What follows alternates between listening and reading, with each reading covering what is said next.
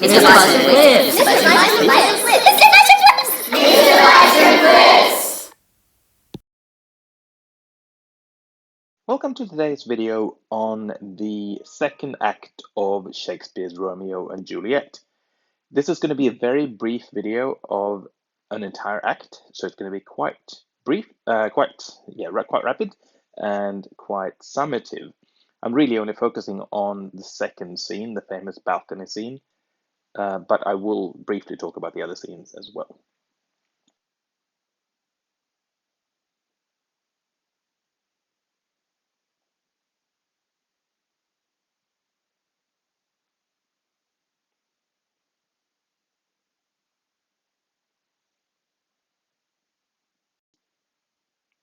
So Act 2 has 7 scenes in total if we count the prologue. But I'm not going to go into that today, and neither am I going to talk at length or at all really about scene 1, which is just when the Montagues are leaving the Capulet masquerade party and they discover that Romeo is missing. No one knows where he's gone to, and that's because he snuck away from his group and he scaled the wall into the Capulet's orchard, and he is now standing under Juliet's bedroom looking up at her balcony. And that's where scene 2 commences.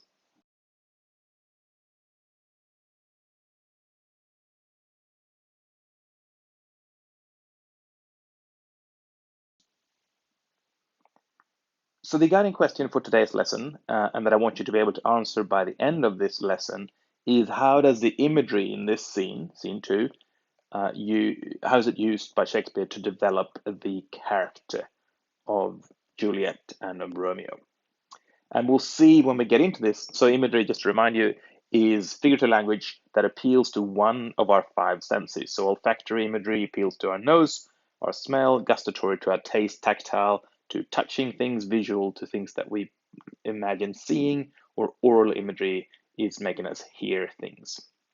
In this instance, most of the imagery is of a visual nature. Shakespeare's trying to make us see things.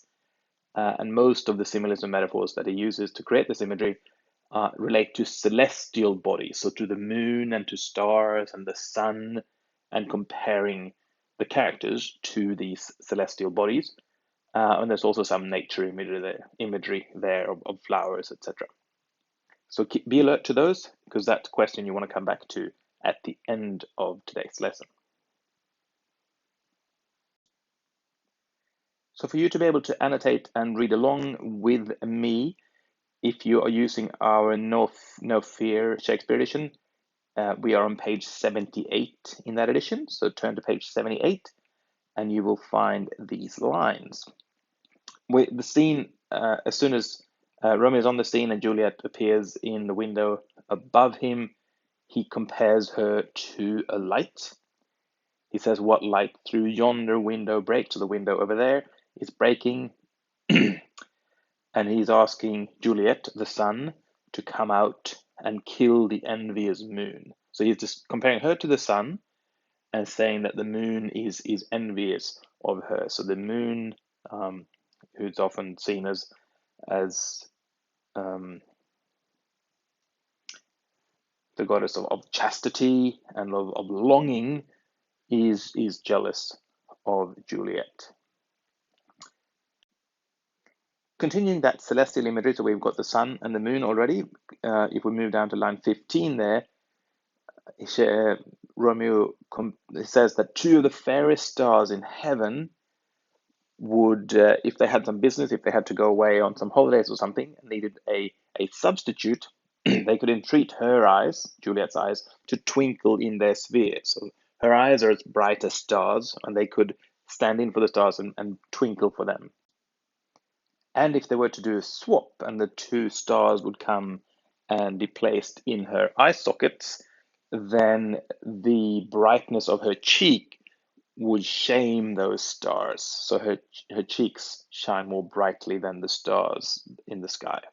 So all of these celestial images are there to show how flatteringly beautiful Juliet is.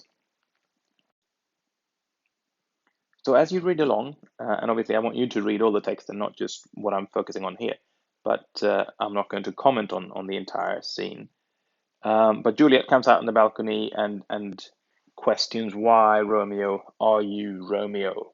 If you deny your father and refuse thy name, then we can be together. Or if you can't do that, then be but sworn my love, and I'll no longer be a Capulet. So I'll deny that I'm of the Capulet family if that's what it takes for me to be with you.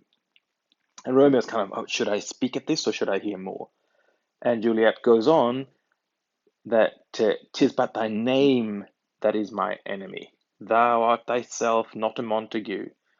And then we get into this idea of what does it actually mean to have a name? What's in a name? That which we call a rose by any other word would smell as sweet. So that kind of comes down to the whole idea of what does a name actually mean? Is a name a person, or are we the same even if we are named something else? And so once Romeo starts talking, as you will see, he says that call me but love, and I'll be new baptized. Henceforth, I never will be Romeo because Romeo is an enemy to you. So by a name, I know not how to tell who I am. My name, dear Scent, is hateful to myself because it is an enemy to thee. Had I it written, I would tear the word. So he's kind of distancing himself from his name as well. So Juliet's kind of wondering, how did you get into this garden? There's a big stone wall, and they're very hard to climb. And Romeo says, well, I came in here on love's light wings to overperch the walls. So he's kind of showing that his love has become, overpowering, excuse me, human constrictions, and he's able to overtake these walls. Notice here the personification of love and how Romeo has borrowed the light wings of love. So, love in this case being Cupid, so the personified god of love, and how he's borrowed his wing. That personification continues on the next page. And in this passage, the personified entity is Night, and Romeo says that he has borrowed Night's cloak to hide him from the world, so he's safe. No one can harm me here because I borrowed Night's cloak to hide me. So he's just saying it's dark, no one can see me, but he's kind of using that personification.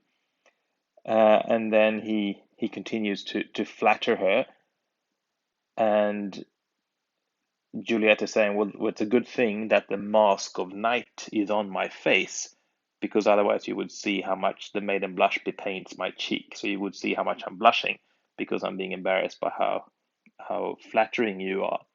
So she's also personifying night. So you can see night here almost as one of the characters at a ball, because a cloak and a mask is what you would wear to go to the masquerade, and that's where they've just come from.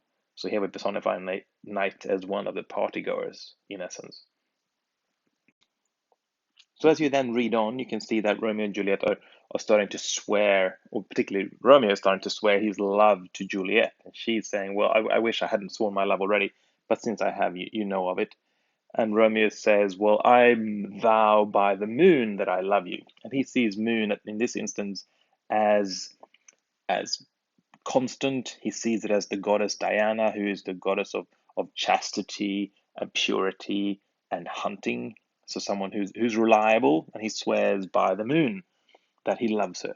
And Juliet says, oh no, swear not by the moon, because the moon is inconstant, meaning that it changes, right? The moon goes through 4 different stages, or 5, I'm not sure, not the right kind of teacher, but different phases throughout the month. And so it's very inconstant, and therefore I want your love to be constant and not changing like the moon. So that's not reliable. Don't swear by that. If you have to swear by something, swear by yourself, by your gracious self, because you are the god of my idolatry. Excuse me. But Juliet is kind of hesitant, as we see in line 18 and 19. She says, I have no joy of this contract tonight, of swearing love to each other tonight. It's too rash, too unadvised, and too sudden. So we're repeating 3 different twos here. It is too much like lightning, which does cease to be ere one can say it lightens. If you think of a lightning strike, if you see a lightning strike and you turn to your friend and say, hey, look, there was lightning, By the time you say that to your friend, it's already over. So before here, you can say it, it's already gone. And she doesn't want their love to be like that. Instead, she wants it to be like the bud of love. She sees it as a bud of love, which should ripen by summer.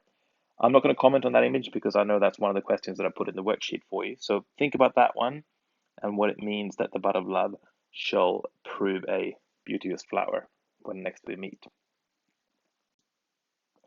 Those are really the central images in this scene. The conversation does continue for a while, and they continue to saying, "Oh, I don't want to go first," and then there's kind of this childish. We can see the teenagers in them, as no one wants to leave, and they both want to show how much they love each other, etc. But eventually, Romeo leaves with the promise that we will meet again tomorrow. So they agree at the end of the balcony scene that Romeo is going to go to Friar Lawrence and try to get Friar Lawrence to promise to marry them, and that they shall meet at his place, at Friar Lawrence's cell, at 9 a.m. tomorrow morning.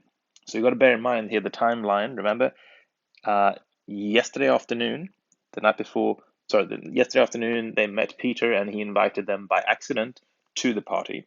Since then, the Montague boys have attended the party. Romeo has he came to the party with the intention of seeing Rosaline, whom he was passionately in love with and who had sworn to be chaste. He'd then seen Juliet. He's left the party, left his friends, climbed over the wall, spoken to Juliet under the balcony, and 9 a.m. the next morning, he's going to Friar Lawrence to declare that actually he's totally in love, but with someone else. So in scene 3, when Romeo comes to Friar Lawrence's cell, that scene is really just expressing the amazement of Friar Lawrence as Romeo says, "Yes, I'm passionately in love, but I've completely forgotten about Rosalind. I'm passionately in love with the daughter of mine enemy, Juliet." And Friar Lawrence kind of wants to hear more about this because he can see how this potentially could be a good thing, because maybe he could stop the hate of the fathers by marrying the children. So scene 4 takes place in the street. Romeo has just been to Friar Lawrence, and the nurse has been sent from Juliet to come and talk to him. She comes to see Romeo in the street, and Romeo says, "Please go home and tell Juliet that if she is willing to, Friar Lawrence is ready to make her a bride this afternoon if she can come to church. So please go home, tell Juliet that I'll be waiting for her at Friar Lawrence's place in case she wants to come and marry me." And so scene 5 is simply the nurse finally getting home to Juliet, telling her that Romeo wants to meet you at the friar's place, and you are going to be wed there together.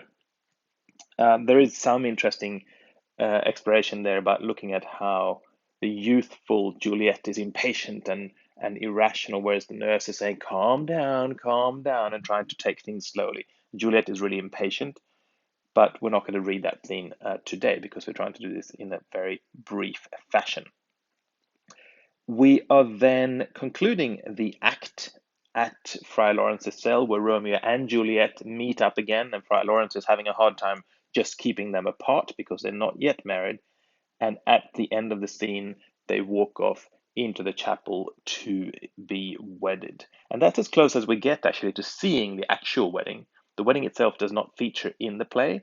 The wedding, this is kind of, they walk into the chapel at the end of Act 2, and by the start of Act 3, they are already married, and Romeo is happily on his way home from church. So that is a very brief summary of Act 2 with the focus of Act 2, Scene 2. And remember the guiding question that you're going to come back to in your questions. So complete those questions. If you've got any other confoundments, please contact me and we will sort those out. Best of luck.